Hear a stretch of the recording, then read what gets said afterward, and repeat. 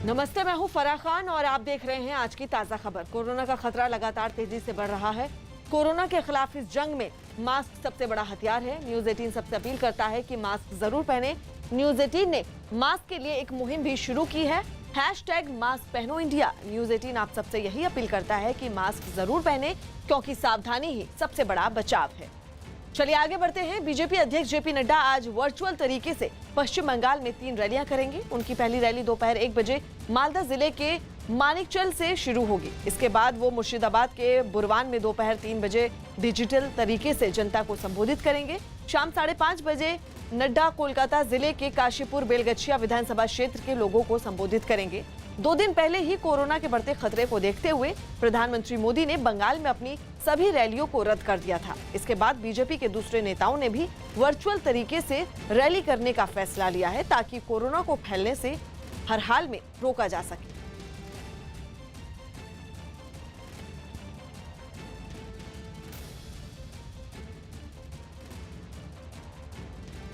BJP नेता और केंद्रीय मंत्री स्मृति ईरानी बंगाल में आज रैलियों को संबोधित करेंगी। उनकी पहली रैली कोलकाता जिले के काशीपुर बेलगछिया विधानसभा में सुबह करीब 11:30 बजे होगी। इसके बाद वो दोपहर करीब 1:30 बजे मुर्शिदाबाद जिले के हरिहरपारा विधानसभा में दूसरी रैली को संबोधित करेंगी।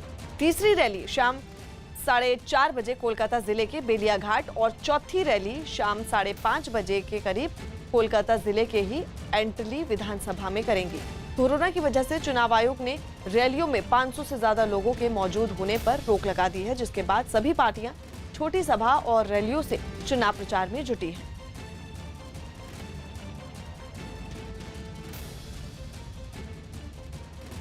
महामारी के इस दौर में एकजुटता को इसलिए कारगर हथियार माना गया है, क्योंकि इसी एकजुटता के बूते पर खतरनाक वायरस की चेन को तोड़ा जा सकता है। यही वजह है कि ऑक्सीजन की किल्लत को दूर करने के लिए तमाम बड़ी संस्थाओं ने मदद के लिए अपना हाथ बढ़ाया है।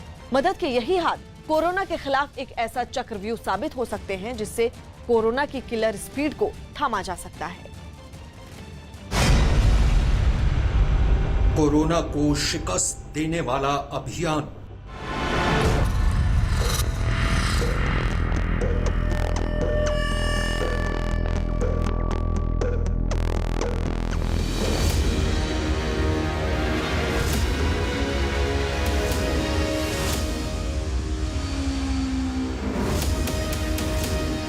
वायरस को पस्त करने वाला प्लान।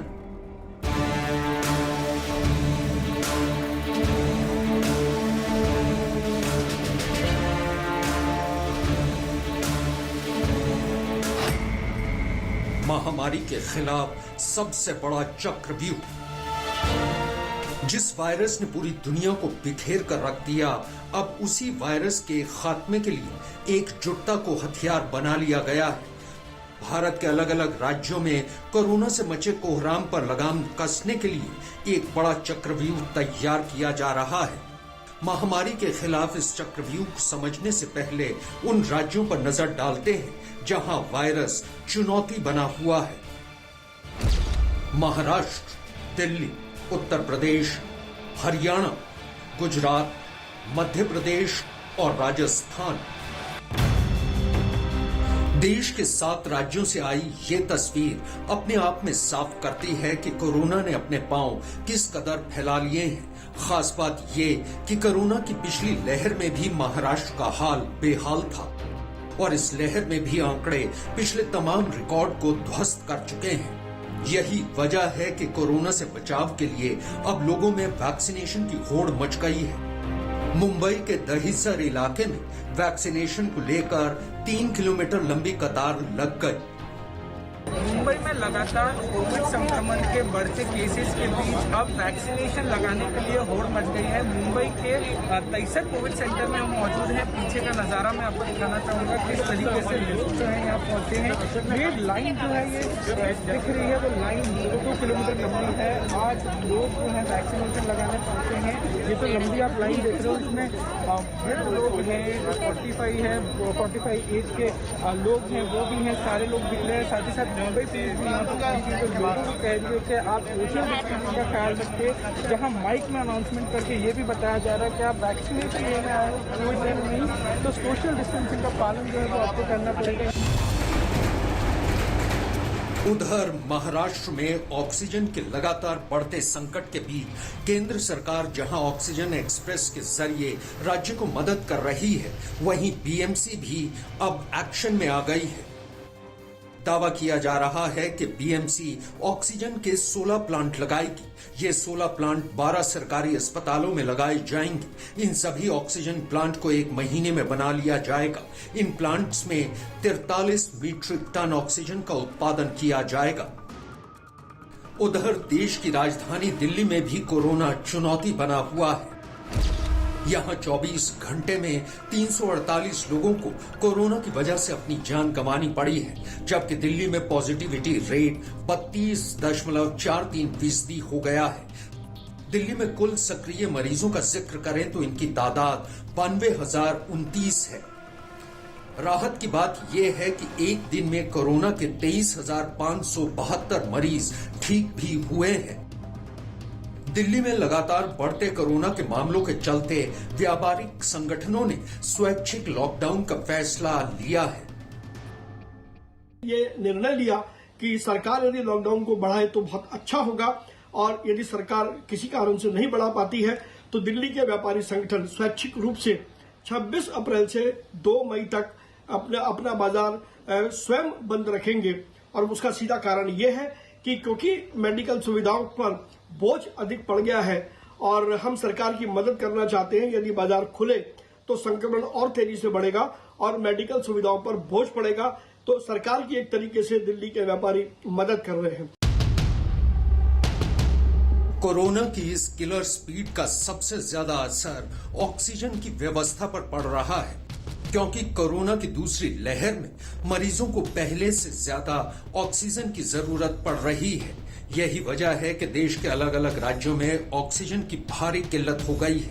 इसी किल्लत को दूर करने के लिए पीएम मोदी की अगुवाई में आयोजित हुई एक बैठक में एक बड़ा मास्टर प्लान तैयार किया गया है, जिसके तहत अब ऑक्सीजन और उससे संबंधित उपकरणों से बेसिक कस्टम ड्यूटी और हेल्थ सेस पर छूट देने का फैसला लिया गया है।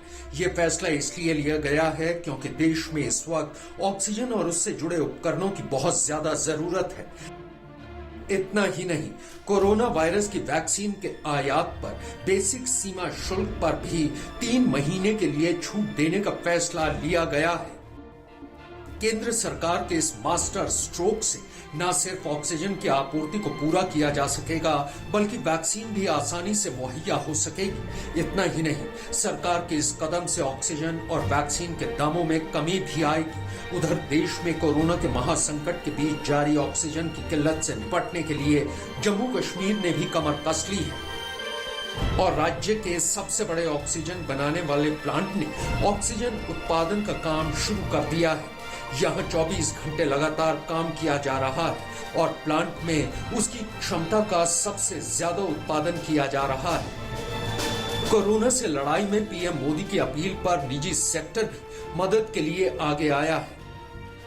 निजी सेक्टर आईटीसी ने ऑक्सीजन की सप्लाई के लिए हाथ बढ़ाते हुए दूसरे एशियाई देशों से 24 क्रायोजेनिक कंटेनर लाने का जिम्मा उठाया है। साथ ही आईटीसी हवाई रास्ते से ऑक्सीजन कॉन्सेंट्रेटर की बड़ी खेप लाने ले जाने का काम भी कर रही है।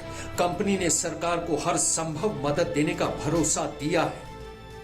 कोरोना के खिलाफ लड़ी जा रही इस जंग को जीतने के लिए देश की फर्टिलाइजर कंपनी क्रिप्को भी आगे आई है। कंपनी ने सूरत के हजीरा और यूपी के शाहजहांपुर में ऑक्सीजन की यूनिट लगाने का काम शुरू कर दिया है। इस प्लांट से पैदा होने वाली ऑक्सीजन को अस्पतालों में मुफ्त दिया जाएगा। इस प्लांट के जरिए हर दिन 100 जंबो ऑक्सीजन सिलेंडर की आपूर्ति की जा सकेगी।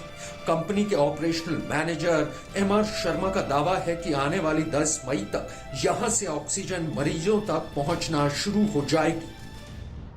क्रिप्को हजीरा में 1 करोड़ की लागत का एक प्लांट लगाने के लिए 19 अप्रैल को ऑर्डर प्लेस किया है, जो कि करीब 2 हफ्ते में बनकर तैयार हो जाएगा। और ये प्लांट में 100 सिलेंडर डी टैप कैपेसिटी के पर डे भरे जाएंगे, जिनको कि हम सूरत के अस्पतालों में फ्री ऑफ कॉस्ट सप्लाई करेंगे। इसके अलावा हमारे चेयरमैन ने Gujarat chief minister Covid relief fund के लिए 1 करोड़ का अनुदान दिया है।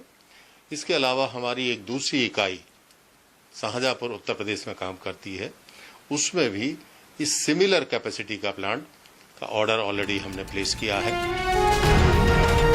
कोरोना की पहली लहर में भारत ने जिस तरह से दुनिया के दूसरे देशों की मदद की है, ठीक वैसे ही मदद के हाथ अब अमेरिका, ऑस्ट्रेलिया, ब्रिटेन और फ्रांस जैसे देशों की तरफ से बढ़ रहे हैं। जाहिर है अब ये जंग ऐसे पड़ाव पर पहुंच चुकी है जहां कुशल रणनीति के बूते कोरोना की बेकाबू रफ्तार पर जल्द ब्रेक लगाया जा सकेगा। प्रधानमंत्री नरेंद्र मोदी आज सुबह 11 बजे मन की बात कार्यक्रम के जरिए देश की जनता को संबोधित करेंगे। ये 76वीं बार है जब पीएम मोदी जनता के साथ अपने रेडियो कार्यक्रम के जरिए बात करेंगे। इससे पहले उन्होंने अपनी मन की बात 28 मार्च को की थी। साल 2014 से ही प्रधानमंत्री जनता से समय समय पर मन की बात करते हैं, जिसके लिए जनता से कई विषयों पर उनके सुझाव और विचार भी मांगे जाते हैं। खबर है कि मन की बात में प्रधानमंत्री मोदी देश में कोरोना से बिगड़ते हालात पर बात कर सकते हैं।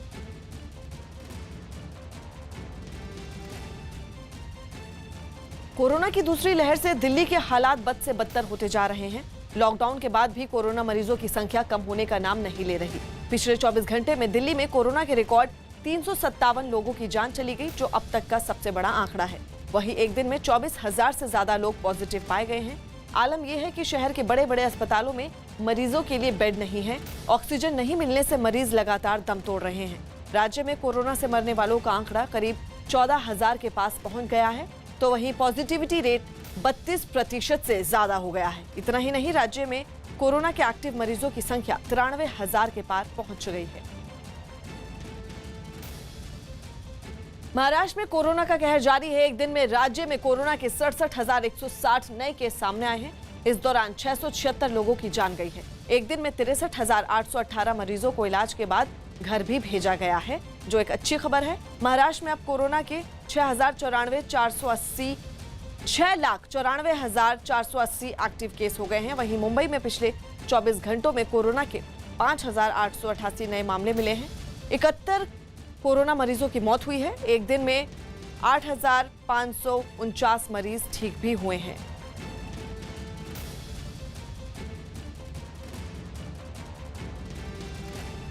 झारखंड के धनबाद से हैरान करने वाला एक वीडियो सामने आया। वहां कांग्रेस से जुड़े Indian national trade union Congress के कार्यकर्ता और जनता मजदूर संघ के लोग आपस में भिड़ गए। कोयले की लोडिंग में हिस्सेदारी के लिए दोनों गुटों में पिछले कुछ दिनों से विवाद चल रहा था,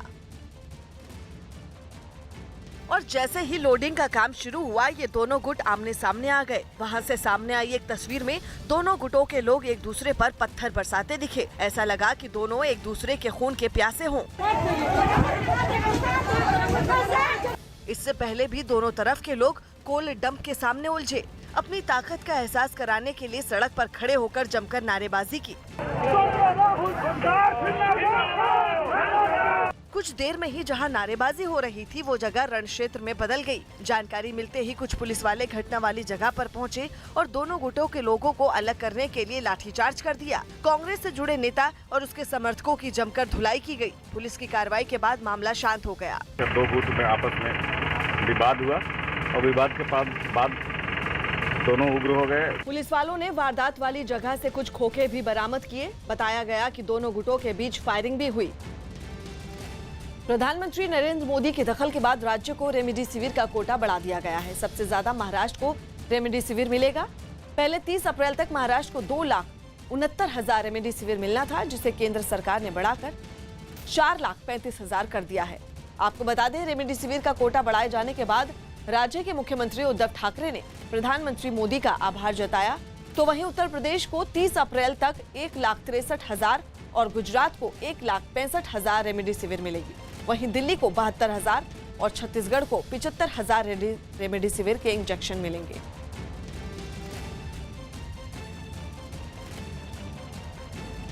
बड़ी खबर बता दें, प्रधानमंत्री मोदी एक्शन में हैं और जिसके चलते रेमडेसिविर का कोटा बढ़ा दिया गया है। अगर बात करें महाराष्ट्र की, तो महाराष्ट्र को 30 अप्रैल तक 2,69,000 रेमडेसिविर मिलनी थी, जिसे अब बढ़ाकर 4,35,000 कर दिया गया है।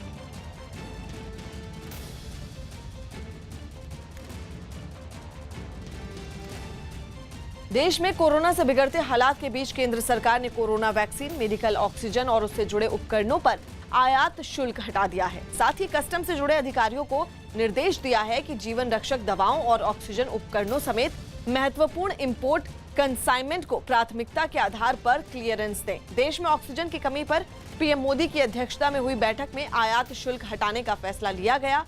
वित्त मंत्रालय ने बताया कि कोरोना वैक्सीन पर 10% का आयात शुल्क हटा दिया गया है और इसी तरह ऑक्सीजन और उससे जुड़े उपकरणों के आयात पर लगने वाले 5% शुल्क को भी 3 महीने के लिए हटा लिया गया है।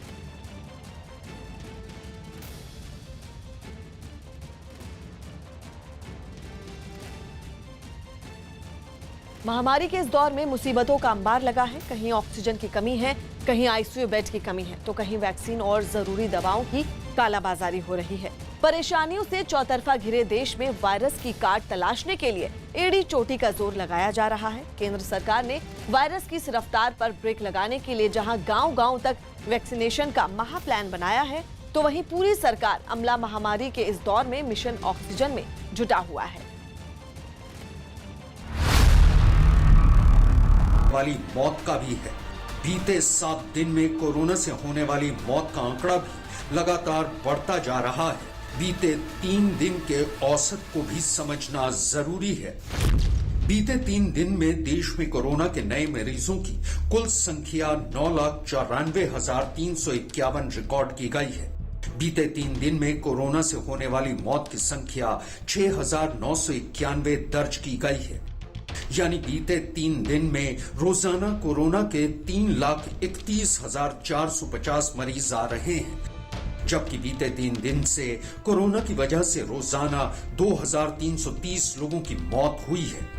भले ही ये आंकड़े डराने वाले हैं, लेकिन कोरोना से होने वाली मृत्यु दर 0.70% है, जो कि 1% से भी कम है। मेरा इस अवसर पर लोगों से इतना कहना है कि धैर्य के साथ, और 1-1.25 साल में शायद अधिकांश लोगों ने ये भी समझ लिया है कि बीमारी को धैर्य के साथ जब हम एनकाउंटर करते हैं, पेशेंस अपना लूज नहीं करते हैं, तो मेजॉरिटी लोग घर के अंदर ही आराम करके ठीक हो जाते हैं। अभी किसी प्रकार की पैनिक सिचुएशन में थोड़ा सा भी बात हुआ तो हम भाग रहे हैं अस्पतालों की तरफ, ये स्थिति की जरूरत नहीं है।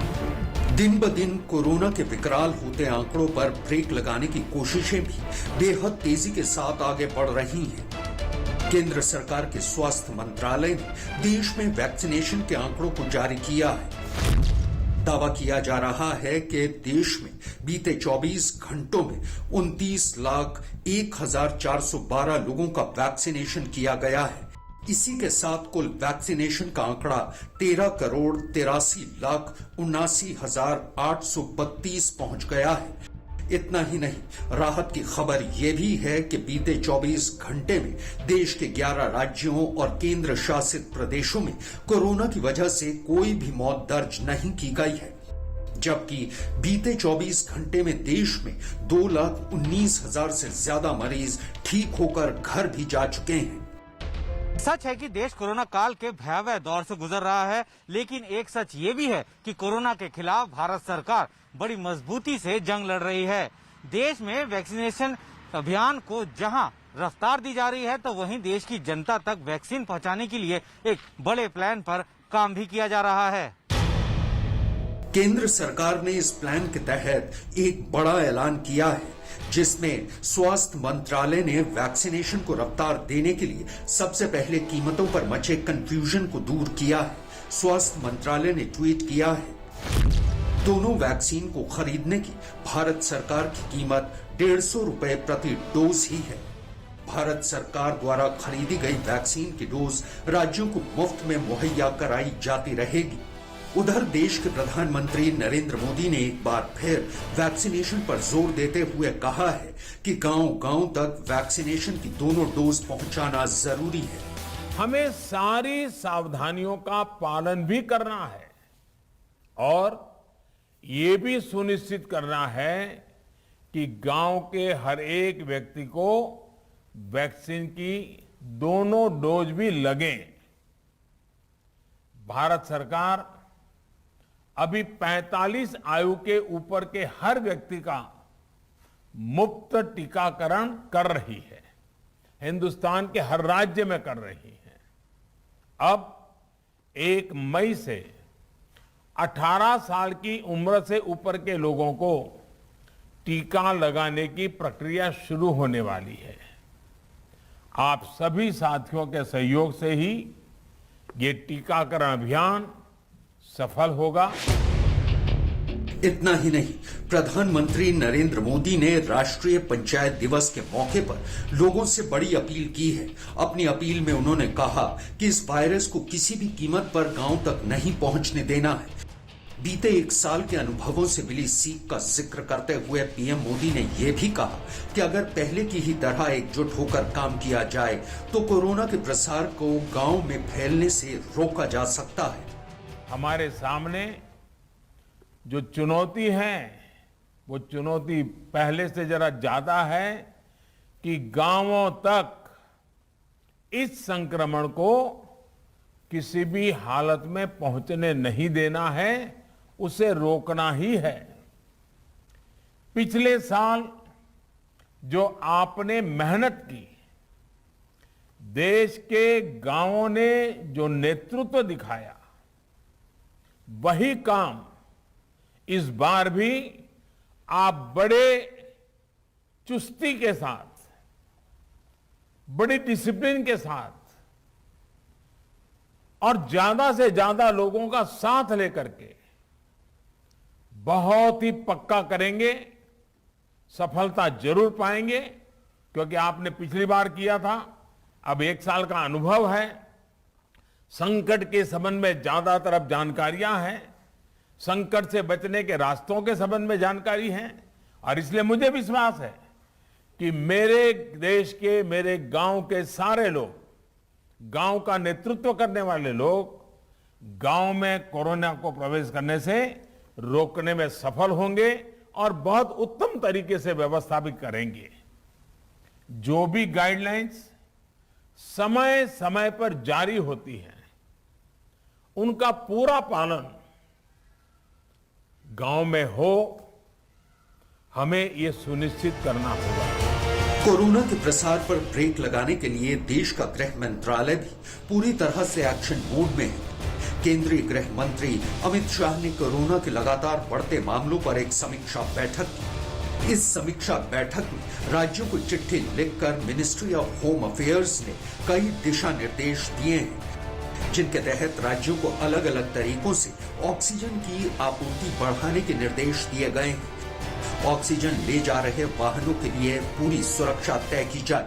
ऑक्सीजन की सप्लाई करने वाले वाहनों के लिए विशेष गलियारों की व्यवस्था की जाए। फिलहाल औद्योगिक उद्देश्यों के लिए ऑक्सीजन की आपूर्ति पर प्रतिबंध रहेगा। देश पर भले ही इस वक्त मुसीबत के बादल मंडरा रहे हैं, लेकिन केंद्र से लेकर राज्य सरकारें इस चुनौती को चित करने के लिए एकजुट होकर जंग लड़ रही हैं।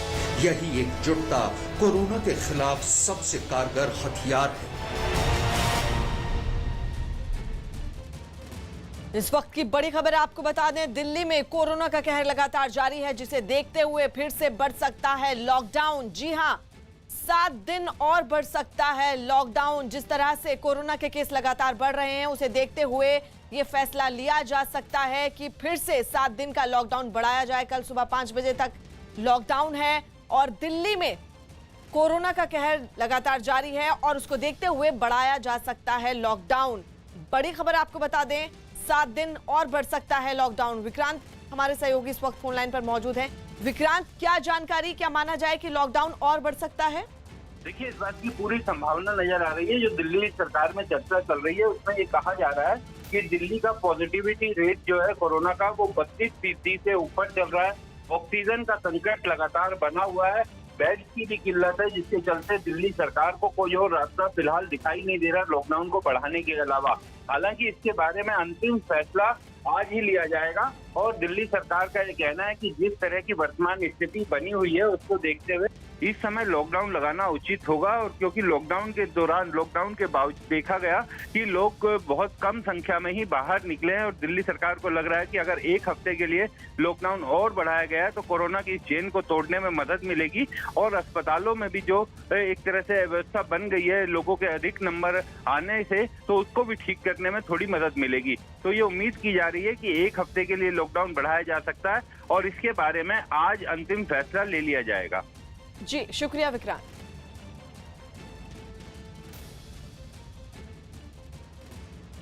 भारत बायोटेक ने कोवैक्सीन की कीमतों का ऐलान कर दिया है। राज्यों को अब कोवैक्सीन 600 रुपए प्रति डोज मिलेगी, जबकि निजी अस्पतालों में 1200 रुपए प्रति डोज मिलेगी। इससे पहले कोविशील्ड के दामों का भी ऐलान हो चुका है।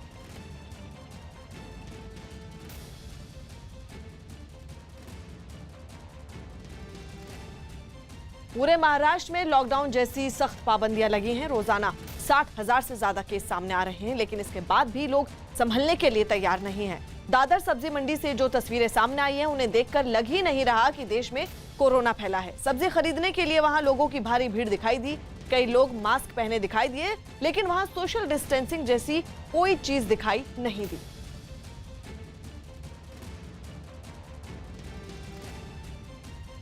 लॉकडाउन का दादर की सब्जी मंडी में कितना पालन हो रहा है उसकी एक तस्वीर यहाँ पर देखिए। ये तस्वीरें देखिए कि यहाँ पर किस तरह से लॉकडाउन के नियमों की धज्जियां उड़ाई जा रही हैं। अब पुलिस ने जो है लोगों को हटाने की शुरुआत की है। आप देखिए पुलिस के तमाम जवान हैं इस मंडी में तैनात है, लेकिन फिर भी तस्वीरें आप देखिए कि किस तरह की भीड़ आपको यहाँ पर नजर आएगी। ये भीड़ हर दिन की है, हर दिन जो है इसी तरह से लोग भीड़ करते हैं। सोशल डिस्टेंसिंग के नियमों का उल्लंघन होता है, मास्क जो है लोगों के चेहरे पे बहुत कम नजर आते हैं। तो ऐसे में लोग अपनी जिम्मेदारी तो समझ नहीं रहे हैं, बीएमसी भी अपनी जिम्मेदारी नहीं समझ रही है। ये मार्केट जो है वो बीएमसी ही लगाती है, लेकिन जिस तरह से लगातार सरकार ने कड़े नियम लगाए हैं उसके बावजूद बीएमसी ने इस मार्केट को लेकर कोई कदम नहीं उठाया, जिसके चलते यहाँ पर जो हालात बने हैं आप देखिए कि पैर रखने तक की भी जगह यहाँ बचती नहीं है।